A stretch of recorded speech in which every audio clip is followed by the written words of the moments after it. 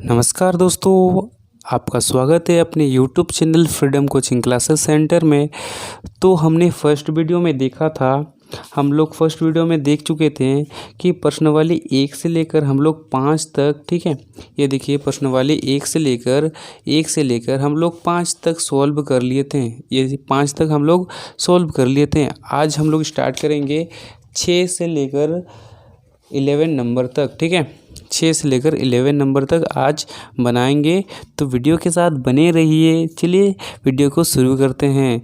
तो 6 नंबर का जो क्वेश्चन है, इसमें क्या पूछा जा रहा है, चलिए देख लेते हैं। निम्नलिखित संख्या रेखा पर पूर्णांकों के साथ कुछ बिंदु अंकित किए गए हैं, ठीक है। यहाँ पर कुछ बिंदु हम लोग को दिया गया है, उसको आपको बताना है कि इस बिंदु के जगह क्या होना चाहिए पूर्णांक, इस बिंदु के जगह क्या होना चाहिए, इस बिंदु की जगह क्या होना चाहिए, ठीक है। इस बिंदु की जगह क्या होना चाहिए, चलिए हम लोग इसको देख लेते हैं।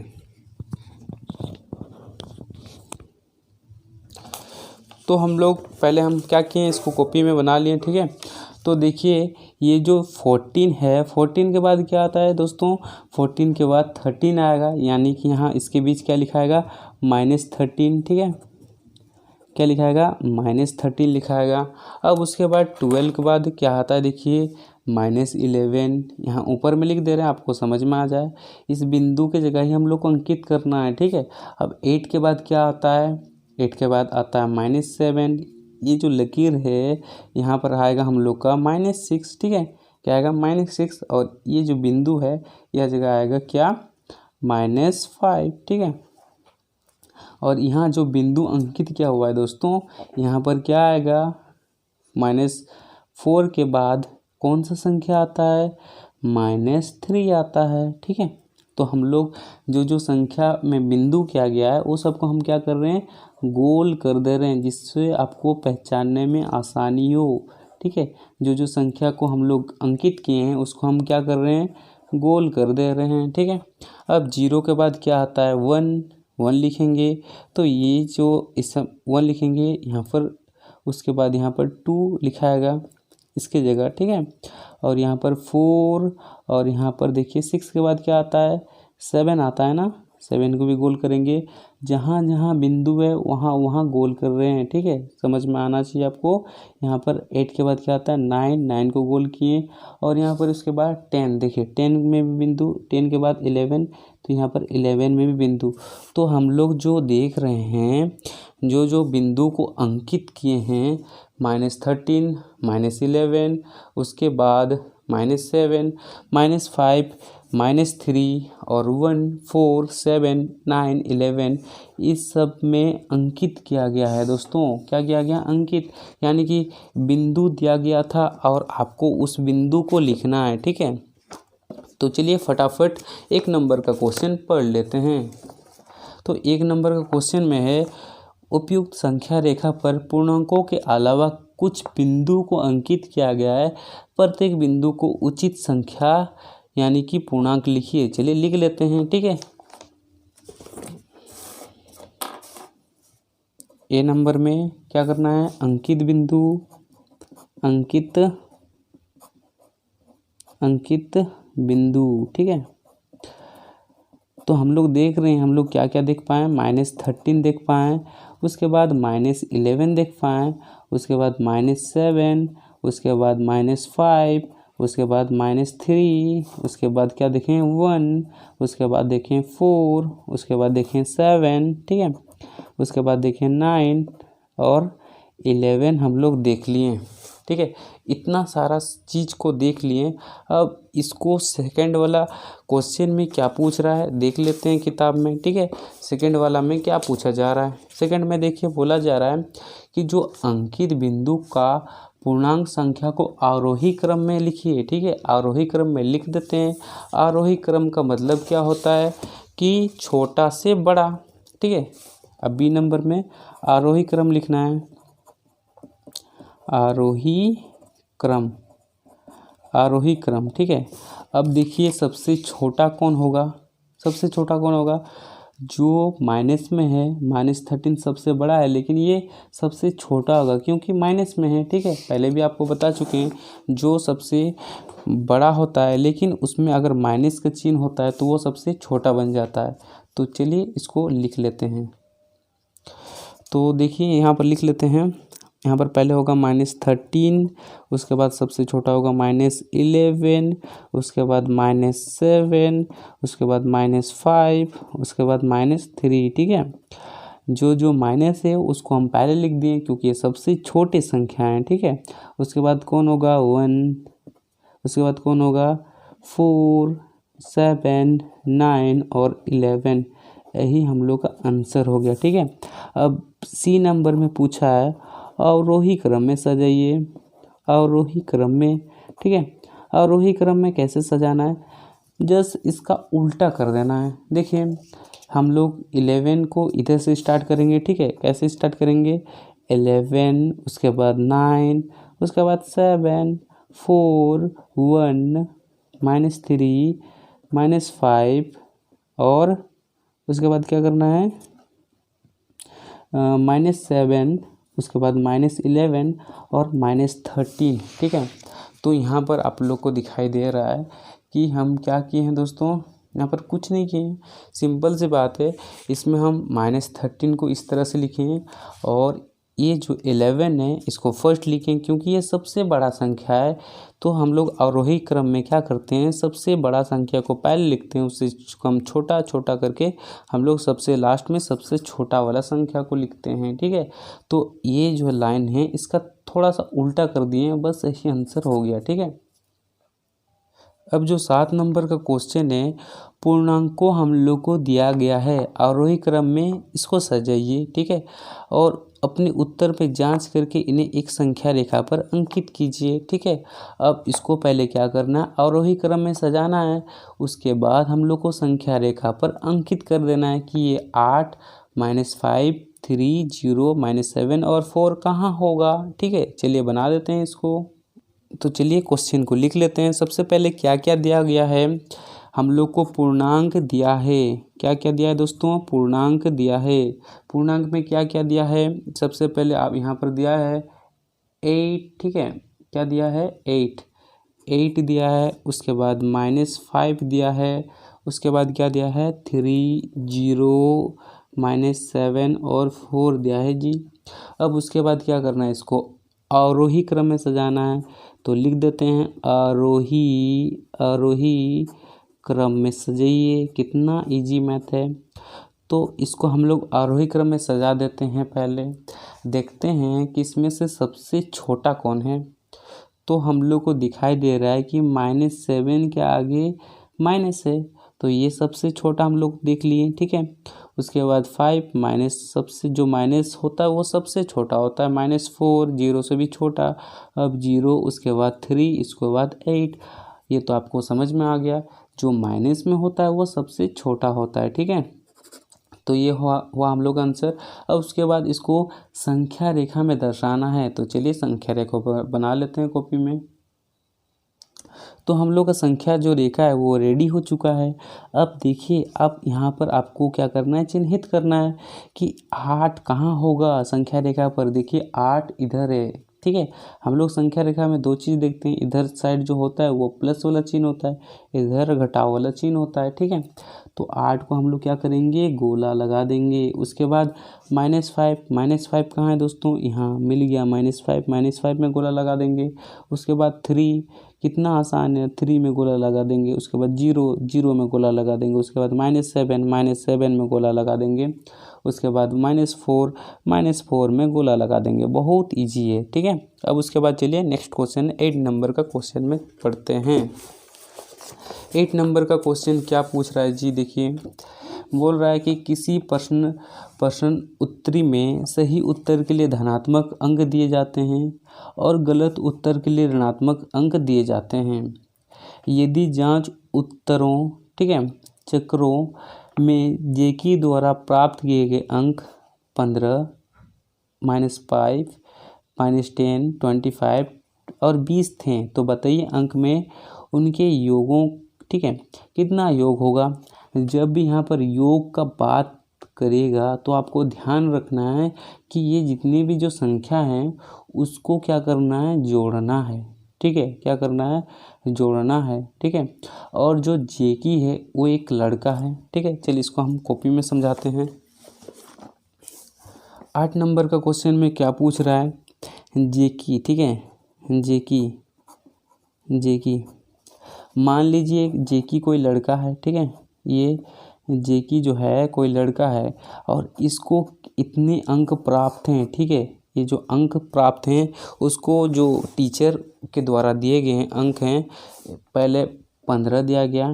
ठीक है, अब उसके बाद कितना दिया गया है, 15 के बाद दिया गया है अब -5। ठीक है, -5 -10, उसके बाद 25 और 20, ये जितने भी मार्क हैं ये जेकी को प्राप्त हैं। ठीक है, ये जेकी जो है ये एक लड़का है, इसको टीचर ने इतने नंबर दिए हैं। ठीक है, तो इन सब का क्या करना है, योग करके बताना है कि जेकी को कितने मार्क प्राप्त हुए।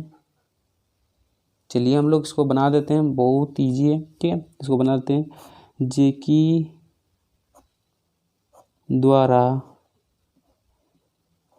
जेकी द्वारा प्राप्त अंक। ठीक है, जेकी द्वारा प्राप्त अंक। चलिए इसको हम लोग हल करते हैं।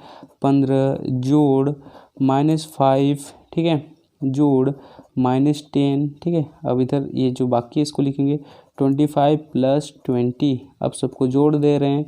अब देखिए यहाँ पर क्या होता है, प्लस माइनस माइनस होगा, -5 प्लस माइनस माइनस होगा, -10 + 25 + 20। ठीक है, अब जो प्लस वाला पार्टी है उसको एक ही तरफ लिखेंगे। ठीक है, जो प्लस वाला पार्टी उसको एक ही तरफ लिखते हैं।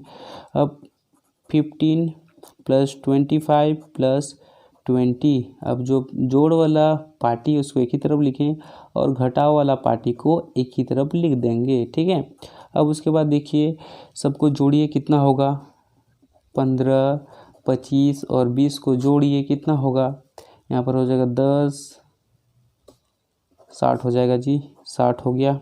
अब इधर कितना होगा, 15 होगा।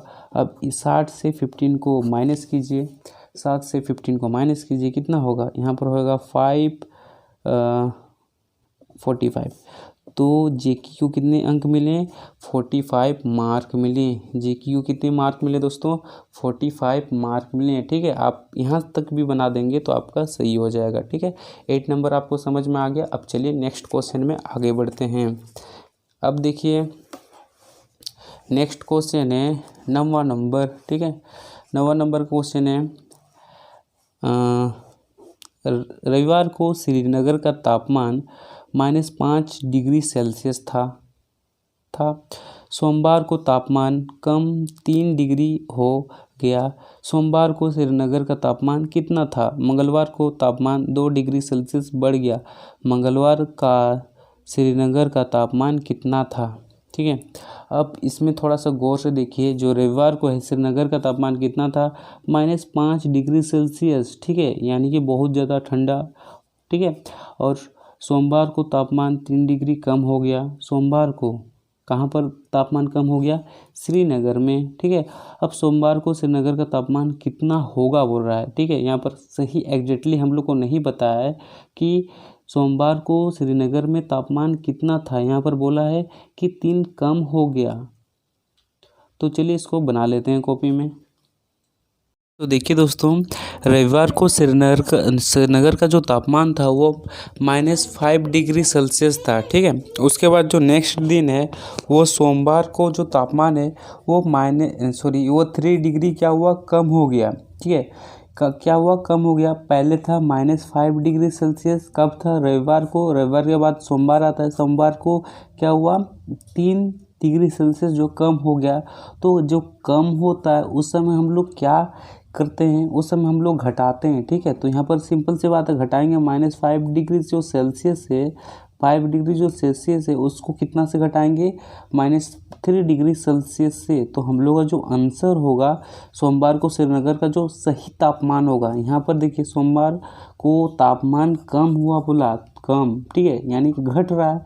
तो श्रीनगर का तापमान एग्जैक्टली क्या होगा सोमवार को, -8 डिग्री सेल्सियस, यानी कि जो सोमवार को श्रीनगर का तापमान था वो -8 डिग्री सेल्सियस था। ठीक है, अब उसके बाद देखिए फिर से बोल रहा है कि जो मंगलवार है, मंगलवार को तापमान क्या हुआ, 2 डिग्री सेल्सियस बढ़ गया। ठीक है, क्या हुआ, 2 डिग्री सेल्सियस बढ़ गया।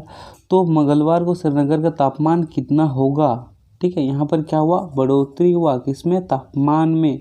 तो यहाँ से सिंपल सी बात हम लोग क्या करेंगे, -8 डिग्री सेल्सियस से बढ़ोतरी हुआ तो क्या करेंगे, +2 डिग्री सेल्सियस। तो हम लोग का जो आंसर आएगा -6 डिग्री सेल्सियस, यानी कि 8 से 2 को जब घटाएंगे, 8 से 2 को जब घटाएंगे तो -6 डिग्री सेल्सियस आ जाएगा। तो ये हम लोग का आंसर हो गया। ठीक है, ये एक आंसर हुआ और ये एक आंसर हुआ, 2 को आंसर हुआ।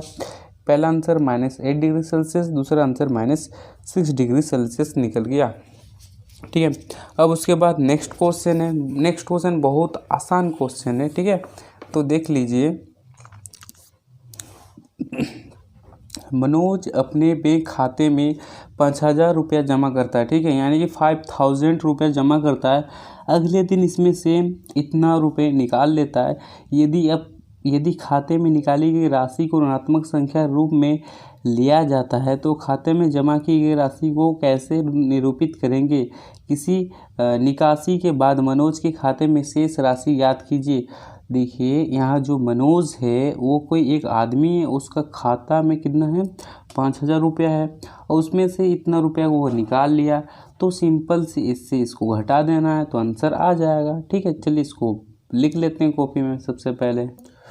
तो समझे दोस्तों, जो मनोज है वो क्या करता है, इतना 5,000 रुपया अपना जो पैसा है वो कहाँ पर जमा करता है, बैंक में जमा करता है। ये जो 5,000 रुपये ये बैंक में जमा करता है और फिर उसको किसी ज़रूरत से इतना रुपया निकालना पड़ता है। ठीक है, क्या करना पड़ता है, निकालना पड़ता है।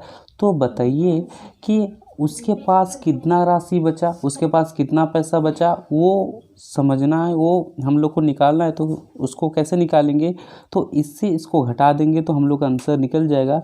तो 5,000 से क्या करेंगे, 2674 को घटा देंगे। तो चलिए इसको घटाते हैं, कितना आएगा, नीचे में घटा रहे हैं 2674। ठीक है, अब इससे माइनस करते हैं, हासिल देगा तो कितना आएगा, यहाँ पर 6 आएगा, यहाँ पर 2 आएगा और यहाँ पर 3 आएगा और यहाँ पर आ जाएगा आप लोग का कितना आएगा, यहाँ पर 2 आ जाएगा। यानी कि हम लोग के पास 2,326 रुपया मनोज के पास कुल राशि बचेगा, इतना राशि उसके पास बचेगा। ठीक है, अब हम लोग का जो नेक्स्ट क्वेश्चन और लास्ट क्वेश्चन है उसको देख लेते हैं। ठीक है, बहुत इजी क्वेश्चन है। ठीक है, देखिए बोला गया सीमा 11 नंबर का जो क्वेश्चन है, सीमा बिंदु ए से पूर्व की ओर बी तक 20 किलोमीटर दूरी तय करती है। सीमा, ठीक है, बिंदु ए से पूर्व की ओर 20 किलोमीटर दूरी तय करती है। उसी सड़क के अनुदिश बिंदु बी से वो 35 किलोमीटर की दूरी पश्चिम की ओर तय करती है। यदि पूर्व की ओर तय की दूरी को धनात्मक पूर्णांक से निरूपित किया जाता है तो पश्चिम की ओर तय की दूरी को आप कैसे निरूपित करेंगे। बिंदु ए से उसकी अंतिम स्थिति को किस पूर्णांक से निरूपित करेंगे। तो इसको हम लोग समझ लेते हैं अपने कॉपी में। दोस्तों 11 नंबर हम लोग बना लेते हैं, बहुत इजी है। बोला गया है कि कोई सीमा नाम की कोई लड़की है, मान लीजिए ये कोई सीमा है। ठीक है, ये क्या है, सीमा है। ठीक है, कि सीमा है, सीमा नाम की लड़की है। वो क्या करती है, ए बिंदु से बी बिंदु जाती है। ये जो ए और बी बिंदु है पूर्व की तरफ जा रहा है, क्या किधर जा रहा है, पूर्व की तरफ। ठीक है, पूर्व की तरफ जा रहा है। कितना किलोमीटर, 20 किलोमीटर। अगर ये जो सीमा है वो बोलती है अगर हम 20 किलोमीटर पूर्व की तरफ जाएंगे तो इस 20 किलोमीटर को आप धनात्मक में लीजिए। किस में लीजिए, धनात्मक में लीजिए। फिर बोल रही है, सीमा ही बोल रही है, अगर हम, ठीक है, इस बी बिंदु से अगर हम इधर साइड जाते हैं, इधर साइड जाते हैं, इधर साइड यानी कि पश्चिम की तरफ कितना जाते हैं, 35 किलोमीटर जाते हैं। तो इसको आप ऋणात्मक में लीजिए। ठीक है, देखिए इसको हम लोग धनात्मक लिए तो इसको हम लोग ऋणात्मक मिलेंगे।